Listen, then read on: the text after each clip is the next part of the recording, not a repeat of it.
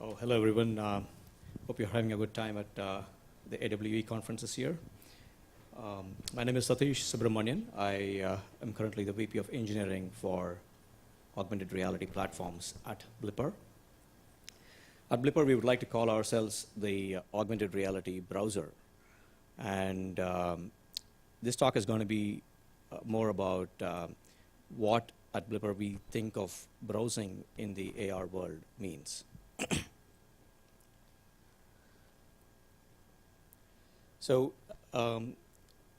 when we talk about a browser, our typical activity when we talk about browsers is first you start searching for something, and then somewhere there is a relevance engine running on the back end somewhere that presents to you a whole bunch of information related to what you are searching for, and then the results are presented in the form of web pages for the most part. Now, imagine the same thing happening in an AR world. Would we be able to deal with web pages when we are talking about wearables that that are going to project like images that is pretty close to your eye? Are we going to be able to deal with web pages as a medium of consumption of information? And will we be still using text-based search? Audio-based search still hasn't really kicked off so much. So will we be still using text-based search? At Blippar, we believe that visual search is going to really lead the search side of AR so that we can understand the actual reality, what is in front of us, and then present the appropriate information, which could be in AR form. So as most of you know, if you were to actually ask who is the who is the largest manufacturer of cameras today, or whose cameras are being used the most today, it's Apple. And that's because of the smartphone. And the average number of photos being taken today is close to 1.2 trillion per year as of 2017. So effectively, the camera on your mobile device today is really a third eye for us. For everywhere that we go, we have a camera in our hands. We are taking pictures. And the next natural progression to that is that this third eye will become a part of your wearable glass, which already, Spectacles has shown as the way there, Google Glass being leading the front there. So that natural progression means that you're going to have a wearable device with a camera fitted onto it, maybe more than one camera fitted on it, so that you can start to capture whatever your eye sees, the camera sees. Now, what our eye is to the human body is just a sensor. The actual information in front of us as to what object we are seeing, what is the shape of that object, what is the size of that object, all of that is actually processed by the brain. So in the world of AR, where we believe that visual search will lead the recognition, the actual recognition happens in the form of like back-end systems that are that are processing what image they are seeing, and then trying to present what is the relevant part of that image that matters to this particular user that is seeing this. And most of those algorithms are really driven by deep learning image recognition systems. Oftentimes, you have to write specialized training sets for each vertical of images that you're seeing. Once you are able to recognize the object, then you have to start to present some information about it. And so the next natural progression there would be to build essentially a knowledge graph around visual elements that are very hard to express with words most of the times. So if you were to point at a flower, I guess most of you must have seen the Google Lens demo. The reason why flowers are actually mostly used in these demos is because it's very, very hard to describe a flower and tell exactly and get exactly what you want out of a flower. right? Can you express it as like it's a violet flower? Okay, but it's not that violet flower, it is some other violet flower, right? But when the moment that you actually point your camera at the flower and the flower gets recognized, now that's something that we cannot do with text-based search today. And clearly, even at Blippar, we can recognize not only flowers, we can recognize cars and logos and people.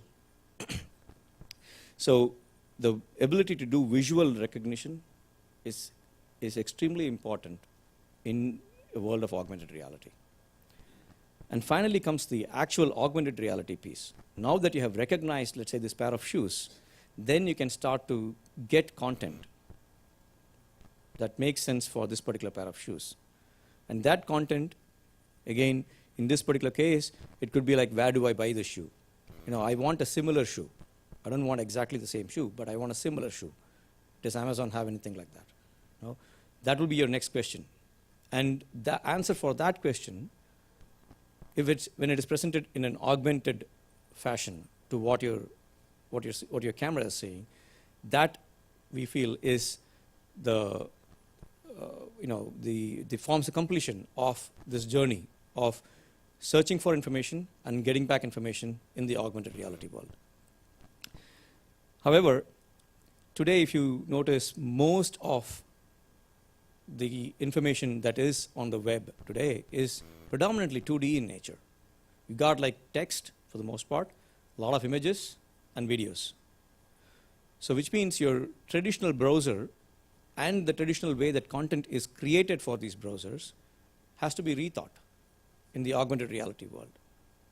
So even information presentation layers have to now start to take on a third dimension.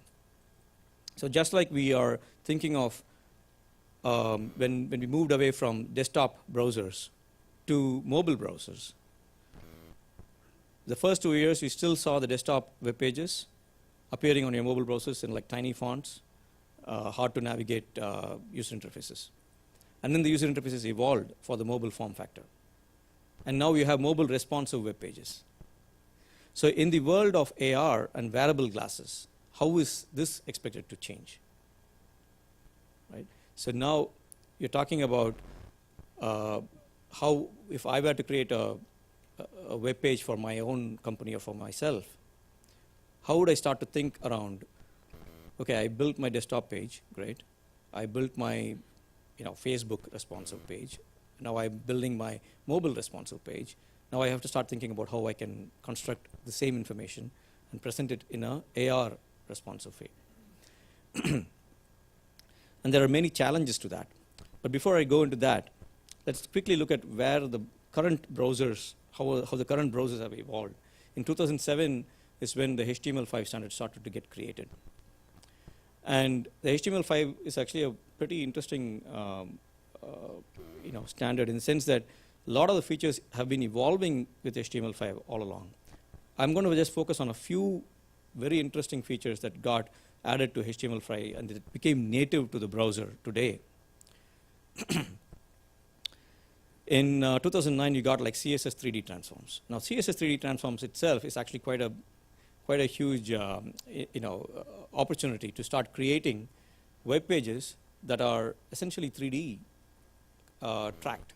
You could track your web page in 3D, really, if you had an equivalent tracker in place that you can just, all you need is a post matrix, and then you attach your 3D web page to that matrix, and suddenly your web page is kind of going to be shown in 3D. So the CSS 3D transforms is quite an interesting introduction. Okay. Following that, of course, the touch events came in to the web browsers in 2011, and that again introduced newer concepts that were previously not explored in web pages. And now you have to implement web pages that can react to pinch and zoom differently than what they would have with the default behavior. And then in 2012, WebRTC standards start to get created. But even today, this 2017, you don't have mobile browsers supporting WebRTC. So Blippar recently introduced mobile banner ads that are AR banner ads.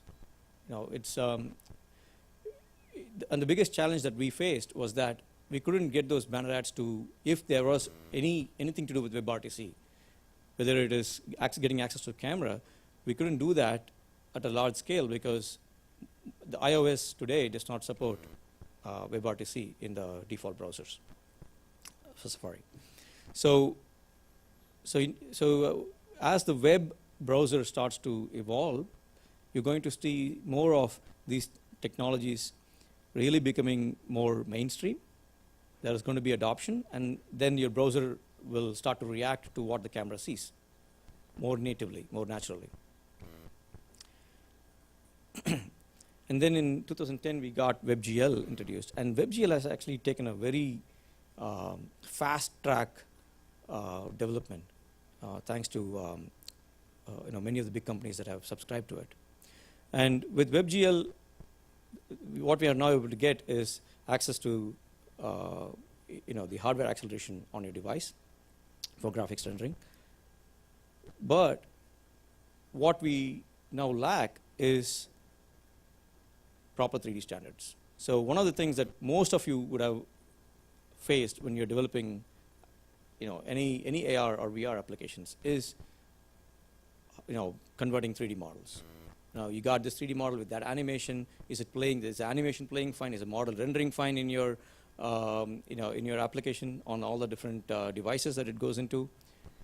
So most of us are typically using Unity as as the way that we can get cross-browser compatibility, but then it's an engine that it was not built for browsing essentially.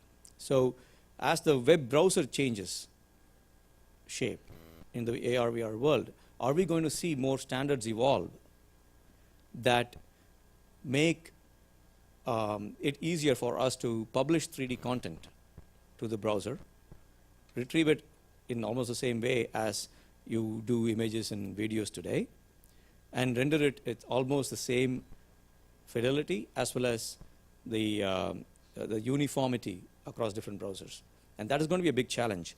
We have seen some 3D formats come out in the recent past with Facebook and the Kronos group pushing for GLTF as not only as an interchange format but also as a runtime format. And whether some of that whether GLTF will actually become, whether GLTF is seen as the JPEG of of the browser, or could GLTF essentially become the HTML of the browser, where you're not only thinking of the scene graph as as a unit of 3D content, but essentially the HTML, if you were to look at it, is nothing but a scene graph, right, of 2D elements. And could a scene graph actually become the native browser format? Those are all questions that I have. But at Blippar, what we have been exploring is we have created our own 3D formats for easier distribution over the web, and we have been doing that for the last many years. So we have a highly compressed 3D format that we use at Blippar, and we are hoping that we can influence some of these decisions in the standards group. Just a quick overview of the different product suites, products that we have at Blippar. And finally, I want to kind of close with a short video of the most recent feature that we introduced in the Blippar application, which is auto recognition. And this is kind of like where we are leading. So you can point your camera at any car in the US, and you will immediately get information about it that is presented in an augmented reality fashion. And that essentially is what our vision of where an augmented reality browser could be. And we are very proud to say that we will probably be the first augmented reality browser out there that not only recognizes the object in front of you, but also presents information about it in an augmented reality fashion. And I know there are a few cars out there in the show floor, so feel free to whip up your phones, download the Blippar app, and point at those cars and get the information that you want.